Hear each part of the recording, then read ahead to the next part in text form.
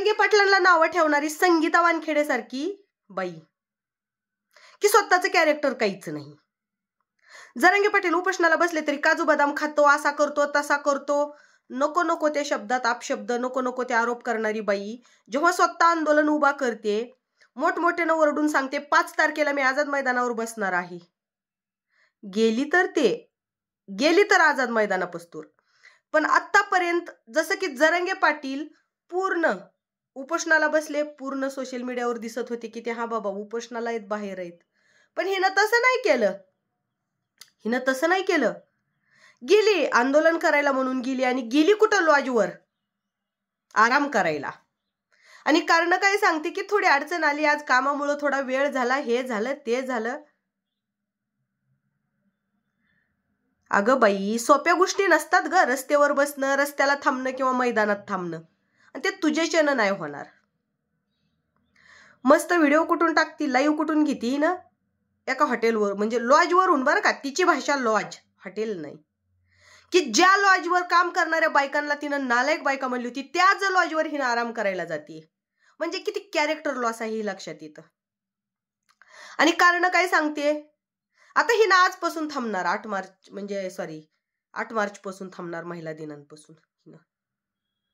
आंदोलन कशासाठी? तर महिलांवर होणाऱ्या अन्यायासाठी, आणि ह्या अन्यायाकडे पोलीस दखल देत नाहीत म्हणून. आणि दुसरी महत्वाचं आंदोलन म्हणजे जरांगे पाटलांवर काही ते SIT चौकशी लागलीच पाहिजे.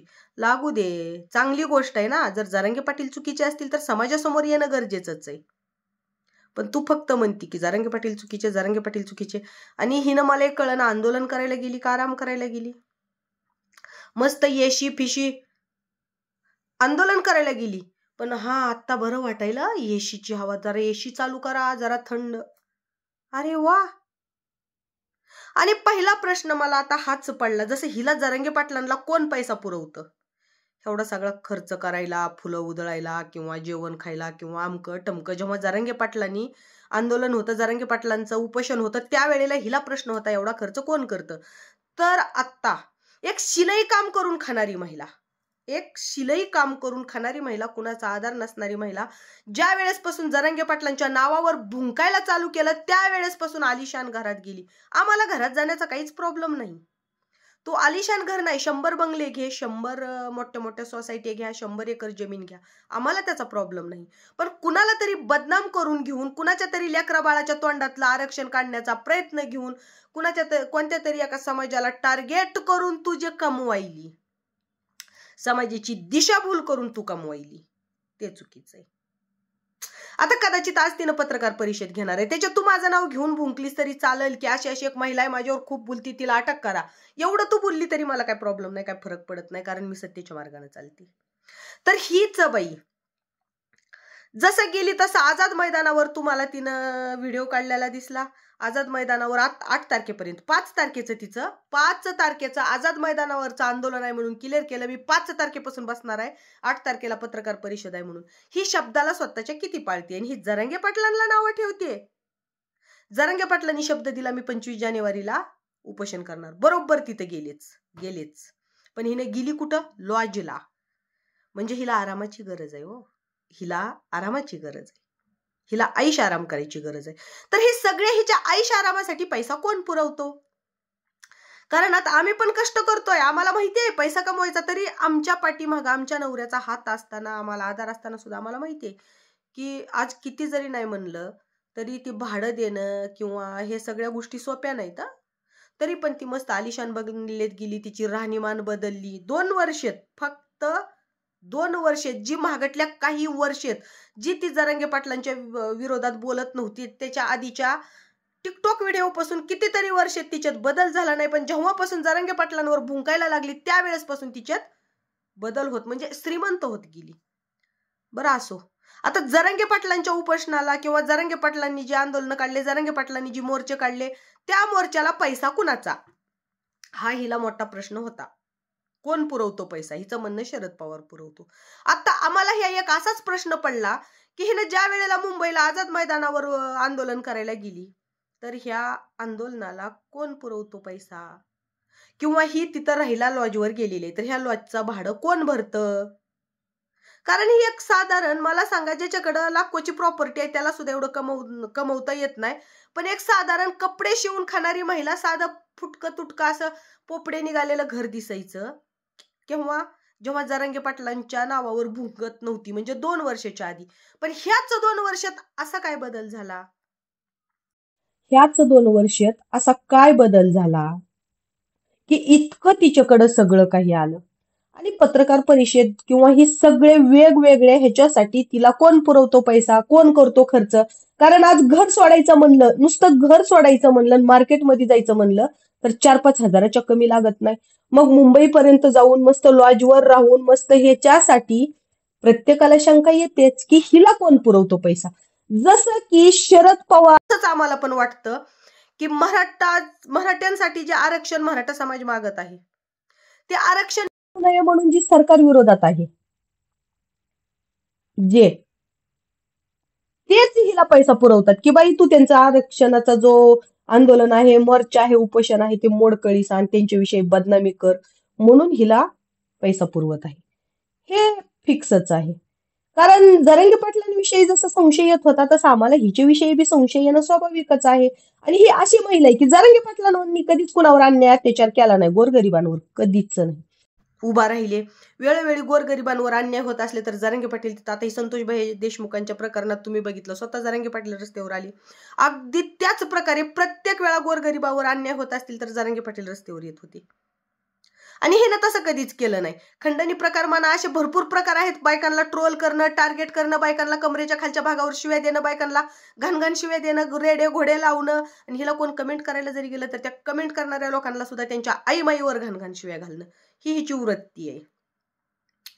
आणि ह्याच्यातून तर स्पष्टच दिसलं. 5 तारखेला हिनं आंदोलनाला म्हणून गेलेली आहे. आझाद मैदानावर हिनं गेली असेल एखादा राऊंड टाकायला, पण तेव्हापासून हिनं लॉजला थांबून व्हिडिओ काढते. मग ह्याचा खर्च करणारा आहे तरी कोण? आता मी असं बोलले की हिनं म्हणते हिचा नवरा कोण म्हणून बोलली, तर मला काही घेणं देणं नाही. मी फक्त सत्यताच मांडते. बाकीचं मला काही घेणं देणं नाही. मी फक्त ज्या प्रकारे तिनं जरांगे पाटलांची सत्यता बाहेर काढते ना, अगदी त्याच प्रकारे मीही तिची सत्यता बाहेर काढल्याशिवाय राहणारच नाही. तिनं मग काही करू देत, कारण कायदा हा सगळ्यासाठीच आहे. संविधान आहे आपल्या भारत देशाला लागू. संविधान हे सगळ्यासाठीच आहे. आणि हिनं वेळोवेळी सांगते भारत देशाला संविधान लागू आहे, भारत देशाला संविधान लागू आहे. पण त्या ज्या देशाला संविधान लागू आहे त्या संविधानाचं रक्षण करण्यासाठी आमचे सोमनाथ दादा पोलीस स्टेशनमध्ये संविधानाचं रक्षण करत असताना त्यांना अटक झाली. अटक झाल्यानंतर त्यांना विकृतपणे मारहाण केली आणि मारहाण केल्यानंतर त्यांचा तिथं मृत्यू झाला, असं डॉक्टरच्या रिपोर्टमध्ये सिद्ध झालेलं आहे. पण त्या गोष्टीवर हिनं एकदाही बोलली नाही. मग जर हिनं संविधानाच्या रक्षण करतेवर सुद्धा बोलत नाही, हिनं वेळोवेळी फक्त जरांगे पाटील, पण जे संविधानाचं रक्षण करतात त्यांच्यावर बोलत नाही. एका बौद्ध बांधवांना मारहाण झाली, बौद्ध बांधवांवर अत्याचार झाला, म्हणून हे संतोष भैया देशमुख ती जाब विचारायला गेले की बाबा आमच्या गावातल्या अशा व्यक्तीला तुम्ही का मारलं, ही जाब विचारला कारणावरून त्यांची इतकी निर्गुणपणे हत्या केली. त्यांच्यावर सुद्धा हिनं कधी जास्त बोलत नाही. पण हिनं वेळोवेळी जरांगे पाटील आपल्या नवऱ्याचं सुद्धा कोणी एवढं नाव घेत नसेल आणि कौतुक करत नसेल, इतकं तर हिचं कौतुक असतंय जरांगे पाटलांविषयी. एवढं तर तिच्या नरडीतून अन्नच उतरत नाही जरांगे पाटलांविषयी बोलल्यावर. विचार करा तुम्ही ह्या गोष्टीवर. माझ्या व्हिडिओचा काही जणांना राग येईल, कारण एक जण आहे कधी संगीता वानखेडेचा फोटो ठेवतो विकी पाटील म्हणून, नंतर पुन्हा मला म्हणतो की बघ तुझ्या पोटात दुखायला काय नाही, तुला जलन होईल होती म्हणून काढला फोटो. अरे बाबा तू गळ्यात पाठी बांधून फिरला तरी मला काय जलन होणार आहे? मला जलन का झाली तुला सांगते स्पष्ट. तू कमेंट करायला 2 दिवसात पैदा झाला. जेव्हा संगीता वानखेडे म्हणली ना की माझे समर्थकांनो नका तिला कमेंट करू, बोलू द्या रे, तेव्हाच तू पैदा झाला. तिच्यावर मी व्हिडिओ टाकते, त्याला 2 महिने झालं तोपर्यंत तू पैदा नाही झाला. पण जेव्हा तिच्या तोंडातून आले की माझ्या समर्थकांनो नको तिला कमेंट करायला, त्याच वेळा हा समर्थक पैदा झाला आणि तिचा फोटो ठेवून पैदा झाला. त्यामुळे मला जलन नाही, सत्यता माझ्या लक्षात आली की काय सत्यता, हे अकाउंट कुणाचं असणार आहे, म्हणून मी बोलले. तू तिचा गळ्यात फोटो बांध, नाहीतर सगळ्या अंगाला फोटो बांधून फिर, नाहीतर आणि काय कर, मला काय घेणं देणं, किंवा तिला रोज घेऊन फिरायला जा, मला काय प्रॉब्लेम आहे? काहीच नाही. फक्त तू तिनं बोलल्यानंतर कमेंट करायला आला म्हणून मला डाऊट आला की ते अकाउंट कुणाचं असणार आहे, कोण कमेंट करत असणार आहे. कारण एवढ्या 2 महिने 2 वर्षात ह्याच्या आधी पण मी तिच्यावर व्हिडिओ टाकले, तेव्हा तू समर्थक आहेस, तिचे व्हिडिओ रोज बघतो म्हणून सांगितलं स्वतःच, तेव्हा तू पैदा नाही झाला. आणि तिनं कमेंट नका माझ्या समर्थकांनो करू, तिला बोलू द्या रे, तिला नका वाईट कमेंट करू म्हणलं कीच तू पैदा झाला, म्हणून मी तुला बोलली. आता काहीतरी ती इमोजी, म्हणजे ज्याला चेहरा दाखवायची लाज वाटते तिनं ती काहीतरी इमोजी ठेवलेलं आहे स्वतःच्या चेहऱ्याचं हसायलेलं काहीतरी. मी तिला नाही बोलले तसं का, तर तिला खायची सवय, ती येऊन खाती मला काय फरक नाही पडत. कारण असतात, कसं असतं, आपण सोशल मीडियावर आहे म्हणलं तर काही निगेटिव्ह असतात, काही पॉझिटिव्ह असतात, त्या गोष्टीचा आपण विचार नाही करायचा. कारण काही जणाला माझे विचार पटत असतात, काही जणाला पटत नसतात. जसं की संगीता वानखेडेला जरांगे पाटलांचे पटत नाहीत, मला संगीता वानखेडेचे विचार पटत नाहीत. मला वाटतं संगीता वानखेडे पैसे घेऊन भुकती जरांगे पाटलांवर. तसं प्रत्येकाचे वेगवेगळे विचार असतात, त्यामुळे मला कुणाच्याच कमेंटचं वाईट नाही वाटत. पण ज्या वेळेला तिनं म्हणली की नका रे कुणी वाईट नका बोलू माझे समर्थक, किच समर्थक जन्माला आला.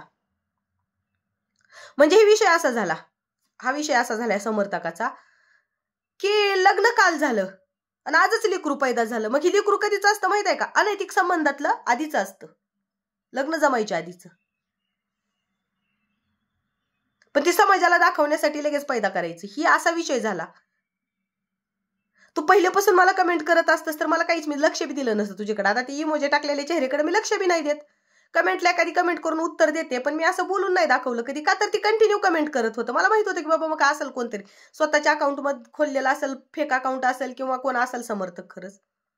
पण जर एखादी बाई म्हणते की अरे नका रे तिला कोणी माझ्या समर्थकांना वाईट बोलून, दुसऱ्याच दिवशी ही समर्थक पैदा होतो, ती तिचा फोटो लावून म्हणलेस, एवढं काय कोण बालिश बुद्धीचं नाही, लक्षात येते की लगेचच.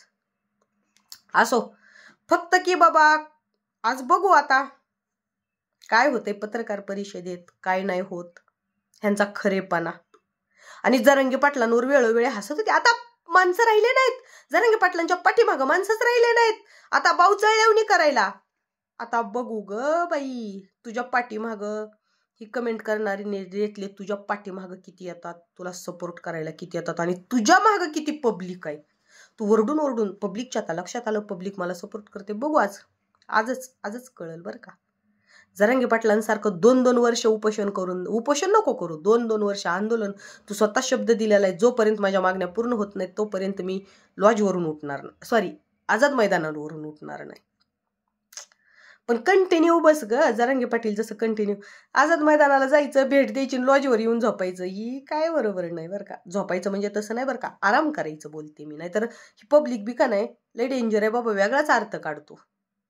जायचं आझाद मैदानाची भेट घ्यायची, लॉजला येऊन आराम करायचं. जायचं आझाद, की ज्या लॉजवर काम करणाऱ्या लोकांना ही नालायक बोलली होती, आणि शेवटी आता सहारा त्याच लॉजचा घेती.